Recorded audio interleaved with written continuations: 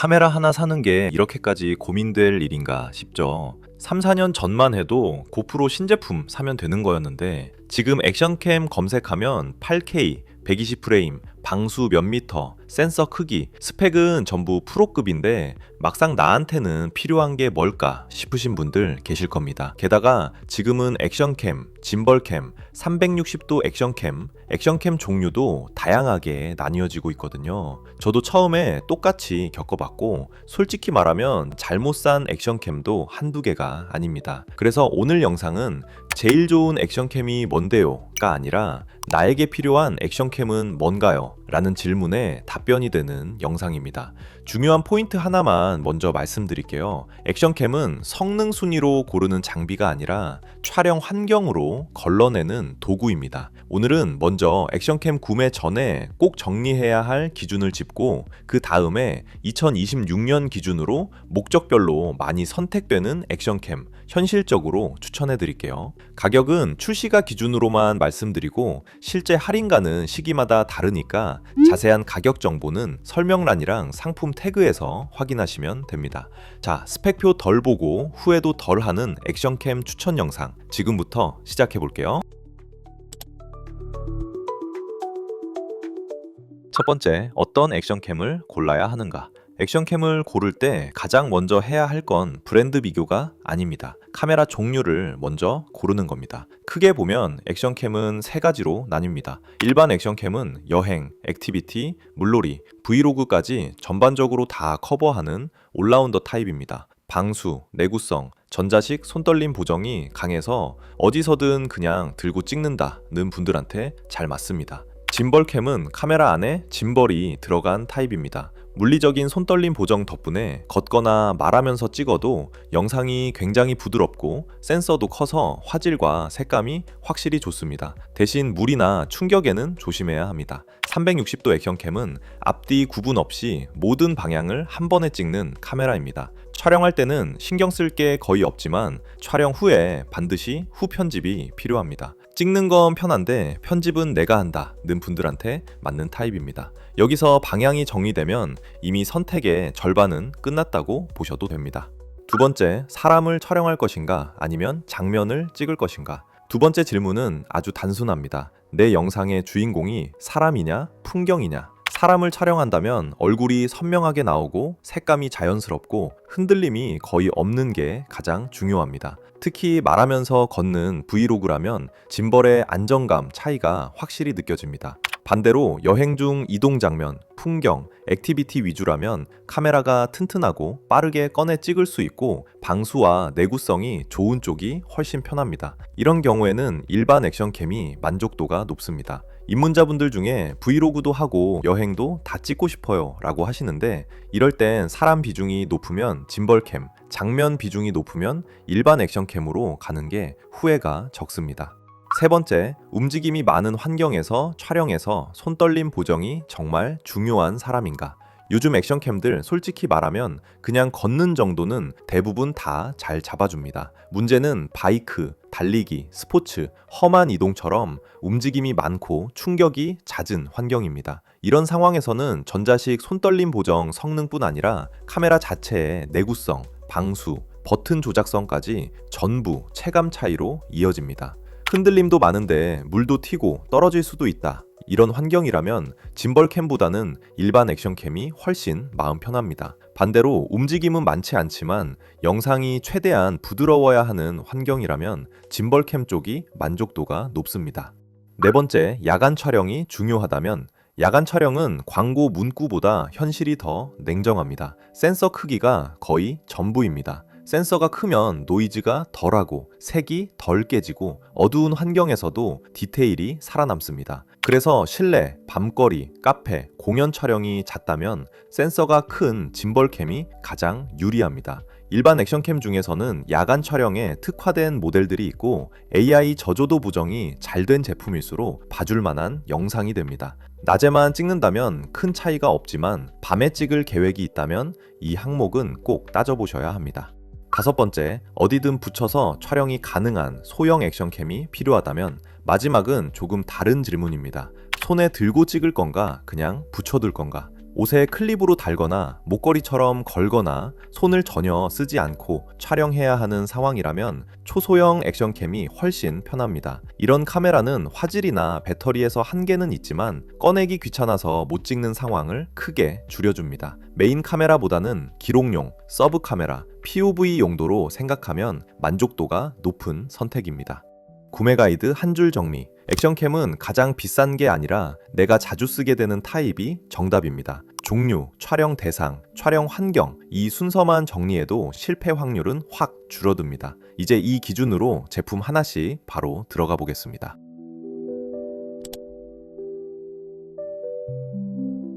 자, 첫 번째는 DJI 오즈모 액션 6입니다.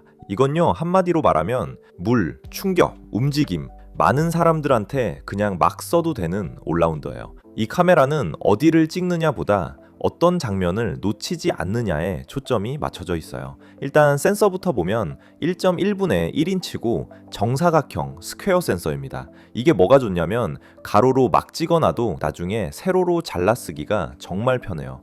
여행 가서야 이거 쇼츠로 쓸걸 이런 생각 들잖아요. 그럴 때 제일 덜 후회하는 타입이에요.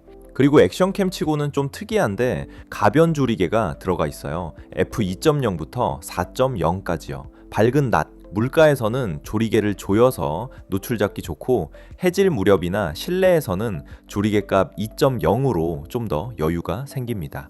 실사용에서 꽤 체감되는 포인트가 하나 더 있는데 이게 내장 저장 공간이 50기가나 있어요.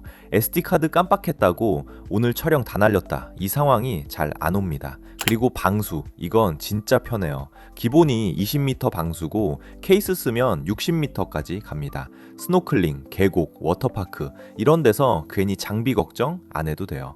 그래서 이런 분들한테 잘 맞아요. 여행이나 물놀이처럼 장면 자체가 주인공인 분들, 바이크, 스키, 러닝처럼 충격 많고 속도 있는 환경에서 쓰실 분들, 그리고 편집 많이 안 하고 그냥 찍고 가져오고 쓰고 싶은 분들.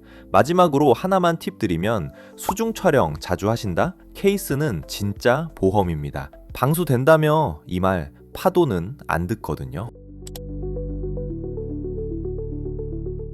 자, 두 번째는 인스타360 에이스 프로 2입니다. 이 카메라는 정체성이 딱 하나예요. 낮엔 평범한데 밤에 진짜 돈값 하는 액션캠. 솔직히 말하면 밝은 낮에 찍으면 와 이거 미쳤다 이런 느낌까진 아니에요. 근데 해지고 나서부터 분위기가 확 바뀝니다. 이게 8K 촬영까지 지원하긴 하는데 진짜 핵심은 그게 아니고 퓨어 비디오 저조도 모드예요. 어두운 환경에서 노이즈를 줄이면서 밝기랑 디테일을 같이 끌어올리는 방식인데 이 모드가 최대 4K 60프레임까지 들어갑니다. 이게 왜 중요하냐면 밤 촬영은 프레임이랑 화질 둘 중 하나 포기하는 경우가 많은데 여긴 그 타협선이 꽤 괜찮아요. 그리고 액션캠 쓰다 보면 영상은 좋은데 바람 소리 때문에 다 망치는 경우 많잖아요. 에이스 프로 2는 전면에 탈부착 가능한 윈드 가드를 아예 포인트로 밀고 있어요. 바람 많은 라이딩이나 야외 촬영에서 와 소리 살았다 이런 순간이 꽤 있습니다. 방수도 보면 기본 12m, 다이브 케이스 쓰면 60m까지 갑니다. 플립 스크린도 꽤 편하죠. 큼지막한 후면 디스플레이를 돌려가며 쓸 수 있다는 매력도 있고요. 스크린 힌지도 꽤 튼튼한 편이고 렌즈 가드도 교체형이라서 이건 확실히 조심조심 쓰는 사람보다는 막 쓰는 사용자 쪽에 잘 맞아요. 그래서 이런 분들한테 추천합니다. 야간 라이딩, 공연, 실내 스포츠처럼 밤이나 어두운 환경 촬영이 잦은 분들, 액션캠인데 밤에도 그냥 봐줄만은 해야지 이 기준을 중요하게 보는 분들, 낮이랑 밤이 섞여 있는 여행에서 저녁 장면 비중이 꽤 큰 분들요. 마지막으로 구매 팁 하나만 말하면 야간 촬영은 무조건 최고 해상도보다 4K 60프레임이 현실적으로 오래 갑니다. 촬영은 8K, 편집하다 멘붕, 이 루트 생각보다 많이 옵니다.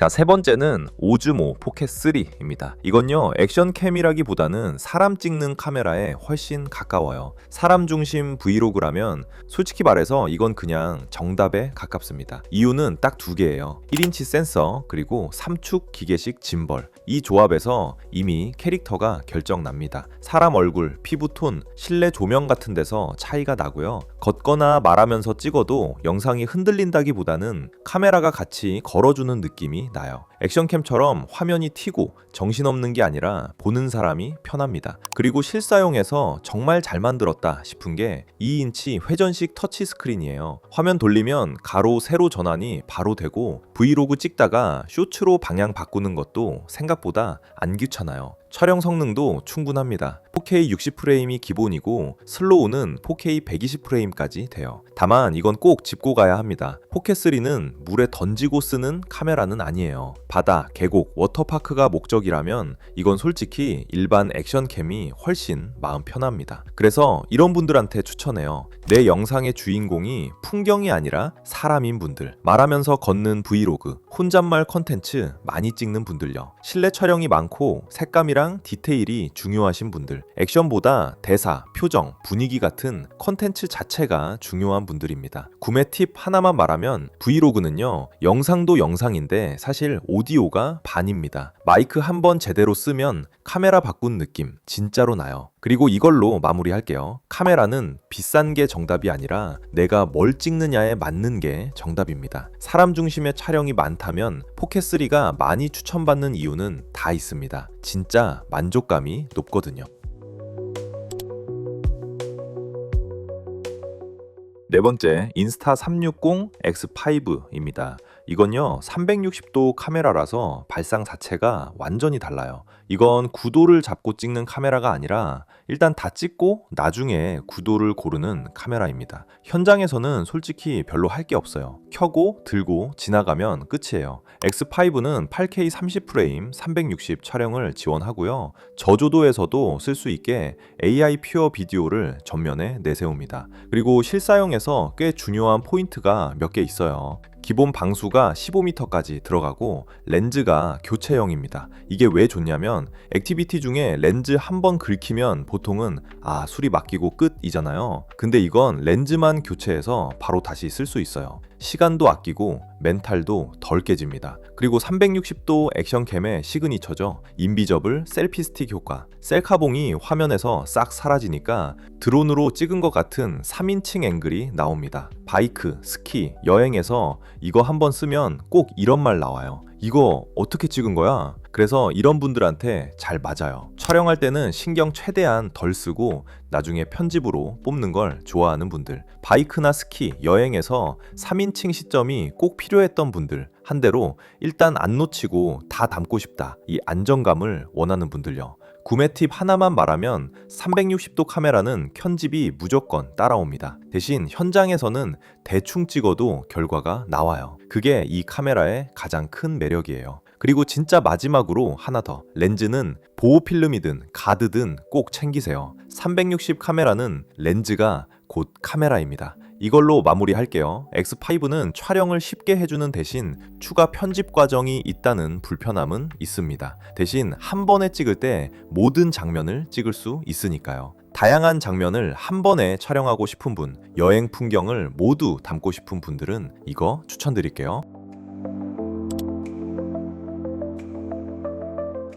자, 마지막은 오즈모 나노입니다. 이건요, 정통 액션캠이랑은 결이 좀 달라요. 손에 들고 찍는 카메라라기보다는 몸에 붙여서 쓰는 카메라에 더 가깝습니다. 그래서 컨셉이 딱 이거예요. 붙이고 찍는 4K, 손 안 쓰는 카메라. 공식 스펙 보면 1.3분의 1인치 센서에 4K 60프레임, 화각은 143도 광각입니다. 그리고 이 카메라의 핵심은 양면 마그네틱 디자인이에요. 옷의 클립으로, 가방 끈에, 스트랩이나 장비에 붙여서 POV 만들기가 정말 쉽습니다. 카메라를 들고 있다, 내렸다, 다시 들고, 이 과정 자체가 없어요. 은근히 중요한 포인트도 몇 개 있는데요. 본체는 10m 방수, 도크, 그러니까 비전 도크는 IPX4로 표기돼 있어서 땀이나 비 정도는 상황에 맞게 대응이 됩니다. 그리고 오디오 쪽도 꽤 신경 썼어요. 오즈모 오디오, 호환 마이크 직접 연결을 지원해서 작게 찍어도 소리는 포기 안 해도 됩니다. 배터리도 본체 하나로 버티는 구조가 아니라 확장 배터리나 도크를 중심으로 길게 가져가는 컨셉트예요. 그래서 이런 분들한테 잘 맞아요. 손이 계속 바쁜 상황, 아이 보면서 반려동물 데리고 요리하거나 작업할 때, 여행, 이동 중일 때요. 카메라 꺼내기 귀찮아서 결국 못 찍었다. 이 경험이 잦은 분들, 메인 카메라 말고 세컨용, 기록용으로 POV가 하나 더 필요한 분들입니다. 구매 팁 하나만 말하면 마그네틱은 진짜 편한데요. 안전끈은 꼭 같이 쓰세요. 붙였다가 떨어지면 그날은 브이로그가 아니라 멘붕 로그 됩니다. 이걸로 전체 정리하면서 마무리할게요. 카메라는 화질 제일 좋은 거보다 내가 실제로 더 많이 꺼내게 되는 게 정답입니다. 몸에 붙여놓고 촬영하기도 좋고요. 자석이 붙는 곳은 어디든 쉽게 착 붙일 수 있으니까 손이 자유로운 촬영이 잦은 분이라면 오즈모 나노는 생각보다 자주 쓰는 액션캠이 될 겁니다. 특히 아이들 영상 담기에도 정말 좋습니다. 자, 이렇게 해서 액션캠부터 짐벌캠, 360도 카메라, 그리고 붙이고 쓰는 초소형 카메라까지 한 번에 쭉 정리해봤습니다. 보시면 느끼셨겠지만 요즘 카메라는 이게 제일 좋아요 라고 딱 잘라 말하기가 어렵습니다. 그러니까 중요한 건 스펙표가 아니라 내가 어떤 상황에서 제일 많이 찍게 되느냐예요. 이걸로 뭘 찍을까가 먼저 떠오르는 카메라, 그게 결국 가장 좋은 카메라입니다. 오늘 영상이 여러분한테 그 선택을 조금이라도 줄여주는 기준이 됐으면 좋겠고요. 궁금한 카메라 있으면 댓글로 남겨주셔도 좋고, 나는 이런 용도인데 뭐가 맞을까? 이런 질문도 환영입니다. 도움이 됐다면 구독이랑 좋아요 한번 눌러주시고요. 다음 영상에서는 또 다른 추천 영상으로 돌아올게요. 감사합니다.